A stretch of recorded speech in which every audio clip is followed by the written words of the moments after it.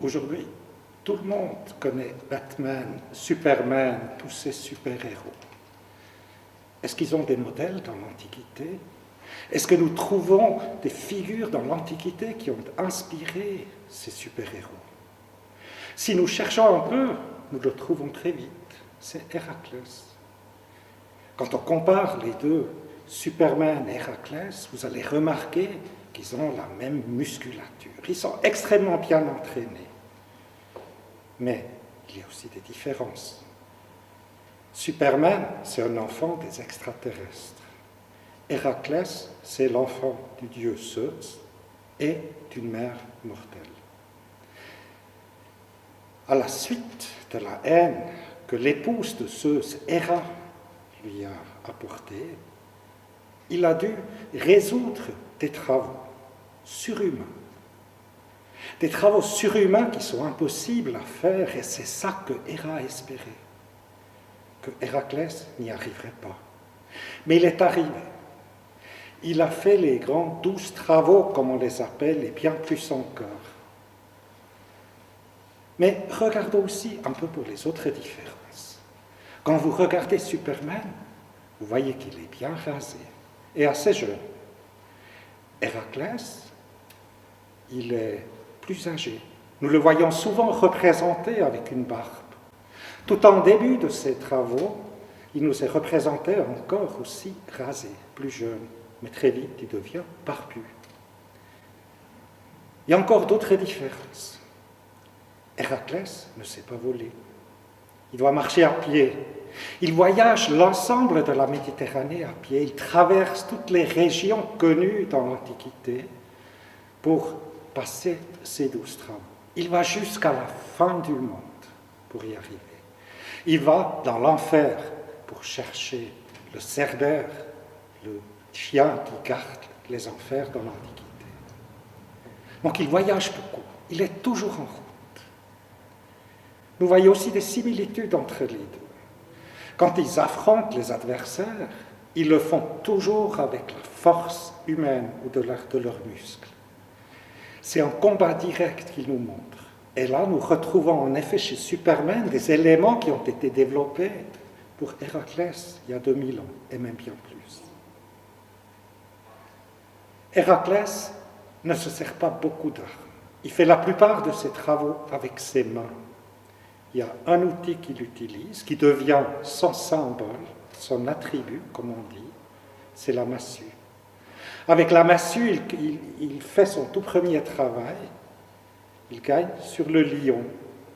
Et cette tête de lion et la peau du lion, à partir de ce jour-là, il va la porter sur lui, la tête comme un casque, la peau du lion comme un manteau.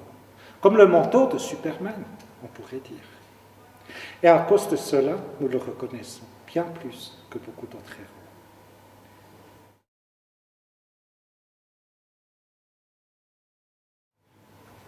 Il y a encore bien plus d'autres différences. Si vous pensez à Superman, qui le connaît, surtout les enfants, on le trouve dans les bandes dessinées, on le trouve dans les films, on le trouve dans les jeux vidéo. Mais en comparaison avec Héraclès, c'est nul, c'est rien. Dans l'Antiquité, tout le monde a connu Héraclès. Il a servi à tout le monde. Il a servi aux enfants, il a servi aux adultes, il a servi aux gens âgés. Il a été adoré par tout le monde parce qu'il a apporté quelque chose à tout le monde. Tout le monde pouvait se mettre sous la protection d'Héraclès. Et donc, nous le trouvons aussi partout représenté. La pièce que j'ai ici à côté, c'est une pièce exceptionnelle.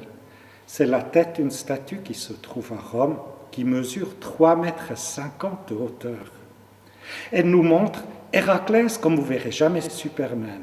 Elle nous montre Héraclès fatigué. Il se repose sur sa massue. Il revient de son dernier travail et maintenant il est fatigué. Comme quelqu'un qui a travaillé toute la journée, qui a eu son succès et qui a maintenant besoin de se reposer.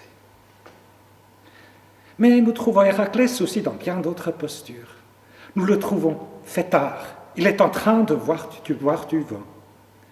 Nous le trouvons travaillant dans les champs. Nous le trouvons protégeant les gens qui sont décédés. Il est le super-héros de tout le monde dans l'Antiquité. Et cela a eu un résultat. Tout le monde a voulu s'approcher à Héraclès. Et quand nous regardons, nous trouvons en effet surtout des politiciens qui se font représenter comme Héraclès. Il y a des politiciens comme Alexandre le Grand qui a porté la léonté, la tête du lion et la peau du lion sur sa tête pour s'approcher à Héraclès. Il y a eu des empereurs romains comme Commode qui n'était pas du tout un Héraclès mais qui se fait représenter comme un Héraclès avec la massue, avec la peau et la tête du lion. On veut montrer comme ça, chez la force de Héraclès. Je suis grand comme lui, n'ayez pas peur, je suis le meilleur empereur que vous pouvez avoir, je suis le meilleur roi que vous pouvez avoir. Imaginez-vous aujourd'hui un politicien qui se montre comme Superman. Tout le monde rigolerait. Dans l'Antiquité, personne n'a rigolé. Mais Héraclès n'est pas seulement le héros des politiciens, il est aussi le héros des athlètes. Ils sont musclés comme lui, ils s'engagent comme lui pour la réussite. Ils sont tous bien entraînés, si vous pensez aux athlètes d'aujourd'hui. Ils sont bien plus Héraclès que Superman. Et cela était déjà le cas dans l'Antiquité. Nous trouvons par exemple en Italie du Sud, en Calabre, un certain Milon de Crotone. C'était un général, mais aussi un excellent athlète. Il a déjà à 6 reprises gagné les Jeux olympiques, sans compter tous les concours qu'il a aussi gagnés en dedans des Jeux olympiques. Et qu'est-ce qu'il faisait? Il se déguisait comme Héraclès. Imaginez-vous aujourd'hui un athlète qui se déguise en Superman. Tout le monde rigolerait. Dans l'Antiquité, personne n'a rigolé.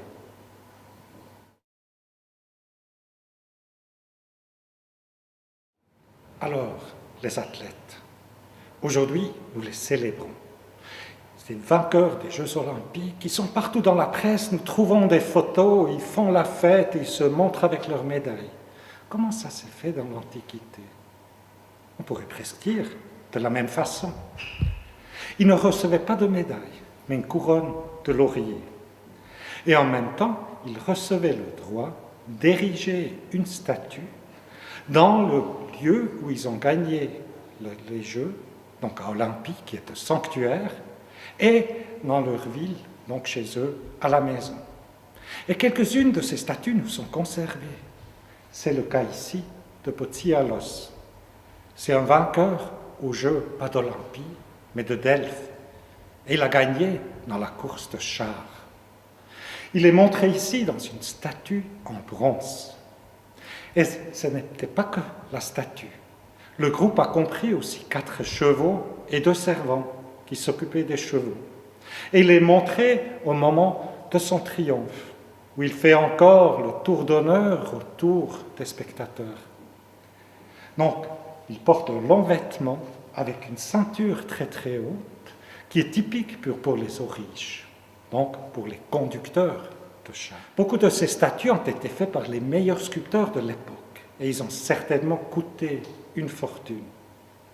Donc déjà dans l'Antiquité, les super-héros athlètes, c'étaient les mêmes qu'aujourd'hui.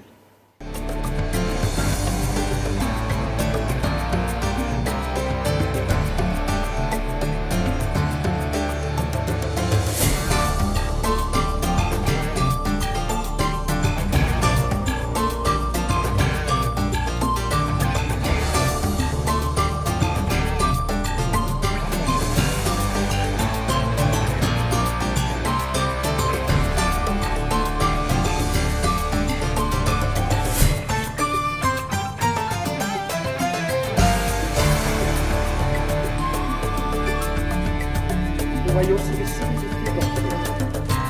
Quand ils affrontent